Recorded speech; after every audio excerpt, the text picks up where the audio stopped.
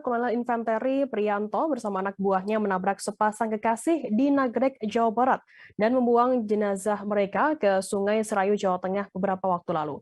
Auditor Militer Tinggi Kolonel Wirdel Boy mengatakan terdakwa memiliki waktu selama 5 jam lebih untuk memberikan pertolongan kepada korban ke rumah sakit. Namun saat dimasukkan ke dalam mobil, para anggota TNI tersebut justru memiliki rencana membuang tubuh korban ke sungai. Informasi lebih lengkapnya akan disampaikan oleh rekan jurnalis kami dari wartakotalive.com, ada Miftahul Munir yang akan melaporkannya. Silakan rekan Munir. Baik, rekan Firda, bisa saya jelaskan bahwa kemarin adalah sidang lanjutan dari kasus kecelakaan yang menewaskan 2 orang di Nagrek, pasang kekasih. Nah, ini ada terdakwa bernama Kolonel Infanteri Priyanto, di mana dia bersama anak buahnya melakukan tabrak sepasang kekasih dan membawanya ke Jawa Tengah, kemudian dibuang ke Sungai Serayu, Jawa Tengah. Nah, di sini dari keterangan Kolonel Wirdel Boy selaku auditor dari Pengadilan Militer Tinggi, bahwa menyebutkan selama 5 jam seharusnya Kolonel Infanteri Priyanto memiliki waktu untuk membawa korban ke rumah sakit, bukan untuk membuang jasadnya ke sungai. Sehingga di sini ada indikasi perencanaan pembunuhan yang dilakukan oleh anggota TNI tersebut. Kemudian juga Wirdel Boy menyatakan bahwa ia akan mengajukan replik pada sidang pekan depan untuk memberatkan atau membacakan nota pembelaan yang dilayangkan oleh Kolonel Priyanto pada sidang kemarin.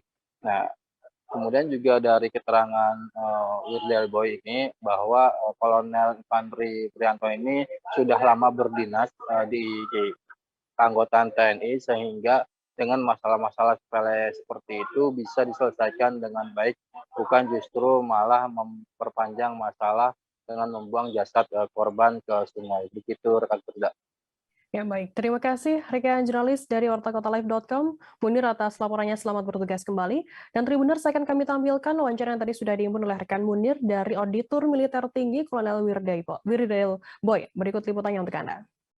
Oh iya, yang mereka sampaikan adalah membantah terbuktinya pasal yang pertama, pembunuhan berencana, pasal kedua, pasal perampasan kemerdekaan. Sementara untuk pasal 181, pembuangan mayat kan tadi diakui. Yang disampaikan di dalam pledoi atau pembelaan tadi sebetulnya apa-apa yang telah disampaikan di dalam persidangan kemarin. Jadi baik terdakwa maupun saksi 1, saksi 2 itu beranggapan bahwa Handi Saputra itu sudah meninggal dunia. Sesuai dengan hasil pemeriksaan yang kita lakukan kemarin, ahli juga menyampaikan bahwa dalam kenyataannya Handi Saputra itu masih dalam keadaan pingsan. Jadi ada satu hal yang harus diperkuat kemarin nih, untuk replik yang akan datang, itu mengenai kesengajaan.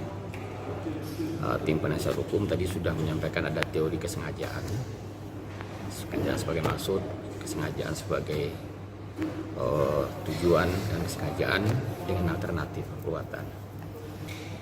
Seperti yang dilakukan oleh terdakwa dan saksi 1 dan saksi 2, itu sebetulnya adalah kesengajaan yang dengan tujuan. Dalam arti kayak gini, seandainya seorang pingsan dibuang ke dalam air, itu pasti akan meninggal dunia. Beda dengan orang yang masih sadar, yang masih bisa mempertahankan diri, itu masih ada nanti kesempatan dia untuk berenang atau apa. Jadi ini jelas bahwa ini suatu kepastian. Nah, kenapa kami taruh di sana itu pasal pembunuhan berencana? Waktu yang 5,5 jam itu cukup bagi terdakwa dan maupun saksi 1 dan saksi 2 untuk memilih perbuatan. Apakah kedua korban kecelakaan ini dibawa ke rumah sakit atau ke tempat perawatan, atau sengaja mereka bawa. Terima kasih sudah nonton. Jangan lupa like, subscribe, dan share ya.